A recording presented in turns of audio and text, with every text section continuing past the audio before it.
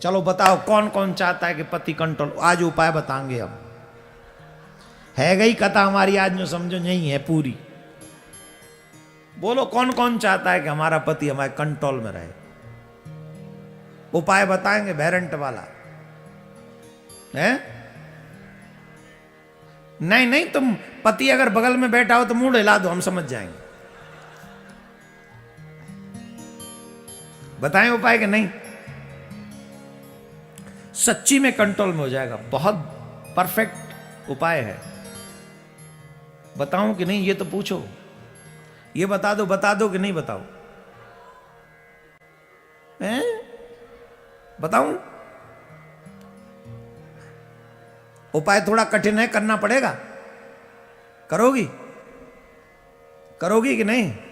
चलो बता देता हूं।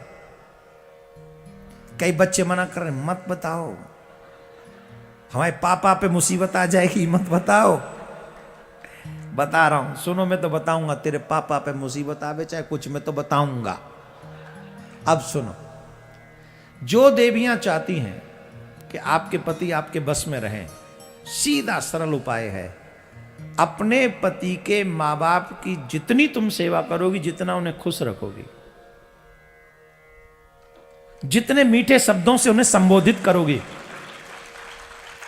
उतना आपका पति आपके बस में रहेगा।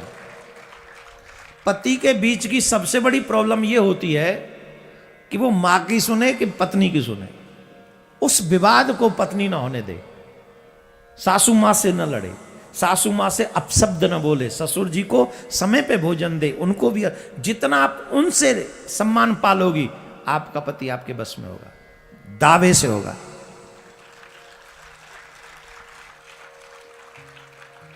मुझे पता है देवियों को ये उपाय थोड़ा कठिन लगा होगा, पर ट्राई कीजिए, अच्छा है। राधे राधे।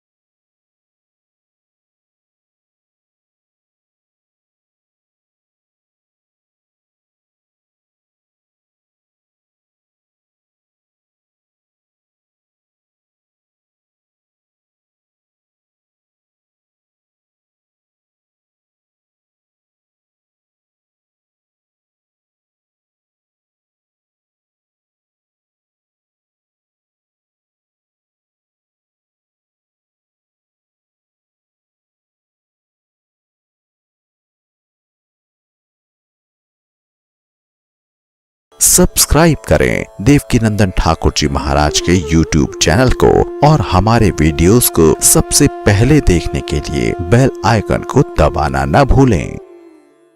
तिलक लगाने का बहुत बड़ा फल है। स्पेशली गोपी चंदन लगाने का, जो हम लोग निम्बार्की हैं, ये तिलक जो देख रहे हैं, ये गोपी चंदन का तिलक है। आज हिंदुओं के घर से तिलक गायब है। ऑलमोस्ट तिलक नहीं लगाएंगे। क्यों? इनको अपने आप पे शर्म आती है। हम तिलक लगाएंगे, लोग क्या कहेंगे? तुम्हें अपने आप पे शर्म आती है, लेकिन तिलक नहीं लगाया तो तुम्हारे गोविंद क्या कहेंगे? कभी सोचा? आपको एक बात बता रहे हैं, कोई घर में व्यक्ति मर जाए, उसे छूने से व्यक्ति अपवित्र होता है कि नहीं? बोलिए क्यों? बोले वो सब है, सबको छुएंगे तो अपवित्र हो जाएंगे। ठीक वैसे जैसे सबको छूने से अपवित्र हो जाते हैं, ठीक वैसे ही जिसके माथे पे तिलक न हो, उसे छूने से भी हम अपवित्र हो जाते हैं। उसी तरीके से जिसके माथे पे तिलक नहीं, वो सबके समान है, वो मरे हुए के समान है। और गोपी चंदन तिलक लगाने का तो लाभ ही कई गुना है। बता दें कि नहीं? कोई लगाता है गोपी चंदन का तिलक? कौन कौन लगाते हैं? अच्छा, अरे वाह। आइए हम इसका फल बताते हैं, और आज के बाद आपकी और श्रद्धा बढ़ जाएगी गोपी चंदन में। माथे पे गोपी चंदन महत्वपूर्ण क्यों है, ध्यान से सुने। कई लोग बड़ा शॉर्टकट लगा के लाली लगाई और चल पड़े। क्यों? टाइम ही नहीं है ना, हम पे टाइम नहीं है चंदन लगाने का, मत लगाओ। नुकसान तुम्हारा है, पड़ोसियों का थोड़ी। हम बता रहे तुम्हें, ध्यान से सुनो। एक राजा था बहुत बुरा, बहुत बुरा राजा था, अत्यंत बुरा। सारे बुरे व्यसन उसमें थे, अच्छाई तो एक नहीं थी उसमें। जुआ वो खेलता था, मदिरा वो पीता था, वैश्यगामी वो था, सब बुरे काम वो करता था। लेकिन धन था उसमें, ऐश्वर्य था, राजा तो था ही। तो महाराज बड़े घमंड में रहता, कभी संत महात्माओं का आदर सत्कार नहीं करता था, इसलिए संत महात्मा उसके यहां जाते भी नहीं थे। उसका एक शत्रु राजा था, वो इससे बड़ा परेशान रहता था। वो चाहता था कि सामने से युद्ध करना तो इससे जीतना मुश्किल है, इससे धोखे से मारा जाए। वो राजा शाम के समय वन में, बाग होते थे पहले ना, बाग में, उसमें घोड़े पे बैठ के वो अकेला ही जाता था और सैर करता था। जब सैर करने जाता था, घूमने जाता था, तो राजा को लगा कि उसी टाइम इसको धोखे से मारा जाए। तो उसने 2 दूत भेजे कि तुम पहले से ही उस बाग में जाके छिप जाओ, उस जंगल में जाके छिप जाओ, और जब वो आए तो पेड़ में छुपना, तलवार बाहर निकाल के रखना, और जब वो आए तो उसको मार डालना। बोले ठीक है। राजा तो गोरा था ही, वो लोग दूत जाके पहले से वहां छिप गए, और जब दूत वहां छिप गए तो वो राजा वहां से जब निकला तो उन दूतों ने तलवार निकाली और उसका सर काट दिया। उसका सर धड़ से अलग हो गया, और जहां उसका सर गिरा वहीं पास में तालाब था, पास में तालाब था। और तालाब में एक भगत जी स्नान करके तिलक लगा रहे थे, गोपी चंदन का, गोपी चंदन का तिलक लगा रहे थे। तो कुछ चंदन की बूंदें पृथ्वी पे गिर गई, कुछ चंदन की बूंदें पृथ्वी पर गिर गई, और जब पृथ्वी पे गिरी उसका सर उन्हीं चंदन की बूंदों पे आके गिर गया। अब जैसे कोई मर जाए तो जीवात्मा जाती है धर्मराज के यहाँ, और धर्मराज के यहाँ जाकर पूरा निर्णय होता है, उसका कर्म का फल जो भी होता है वहां होता है। धर्मराज के यहाँ पहुंचा तो पूरा हिसाब किताब हुआ, और हिसाब किताब तो बड़ा खतरनाक था। अच्छा काम तो कुछ किया ही नहीं, कभी अच्छा काम किया ही नहीं। तो उसे कुंभी पाक नामक नरक में डाला गया। कौन से नरक में? जोर से बोलो, सारी कथा मुझे ही कहनी है क्या? मेरा साथ तो दो कम से कम। कौन से नरक में डाला गया? कुंभी पाक। कुंभी पाक नरक में क्या होता है पता हूं?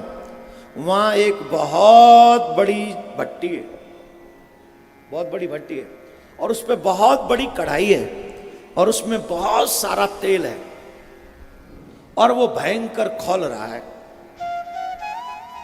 भयंकर खोल रहा है। और उस खौलते हुए तेल में उस पापी को डाला जाता है, खौलते हुए तेल में उस पापी को डाला जाता है। तो उस राजा की आत्मा को लेकर गए और उस खौलते हुए तेल में उस राजा की आत्मा को डाल दिया, डाल दिया। अब जैसे ही उस राजा की आत्मा उसमें डाली, उस भट्टी की अग्नि शांत हो गई। जो तेल खोला हुआ था वो एकदम ठंडा पड़ गया। यमदूतों ने यमराज से जाके कहा, यमराज भी वैष्णव हैं, उनको जब सुना उन्हें लगा कि आज तक मेरी याद में तो ऐसा कभी नहीं हुआ कि यमपुरी में, कुंभी पाक नरक में उस अग्नि को किसी ने शांत किया है। अब तो उनके आश्चर्य का ठिकाना नहीं रहा, ये अग्नि शांत कैसे हुई? तो यमराज ने देवर्षि नारद जी को याद किया। देवर्षि नारद भ्रमण करते हुए पहुंचे। देवर्षि नारद से पूछा, महाराज मुझे तो याद नहीं, मेरे तो याददाश्त में ऐसा कभी हुआ नहीं कि ये अग्नि कभी शांत हुई हो। ऐसा क्या हो गया कि इस इतने बड़े पापी को जब हमने इसमें कढ़ाई में डाला तो भट्टी की अग्नि शांत हो गई, तेल ठंडा पड़ गया, ऐसा क्या हो गया? देवर्षि नारद ने नेत्र बंद किए, पूरी घटना उनको समझ में आ गई। और पूरी घटना जब समझ में आई तो उनको पता चला कि जहां इसका सर कट के उस गोपी चंदन की बूंदों का स्पर्श किया, ये गोपी चंदन का वो प्रभाव है कि उसके स्पर्श मात्र से इसके इतने विशाल काय पाप भी हमेशा हमेशा के लिए समाप्त हो गए। ऐसा पापिष्ट राजा भी यमलोक गया, नरक में गया, भट्टी में डाला गया, लेकिन अग्नि उसे जला नहीं सकी। क्यों नहीं जला सकी? मात्र गोपी चंदन के प्रभाव से। हे हिंदुओं, तुम लोगों ने अपना नरक जाने का रास्ता खुद से तैयार किया है।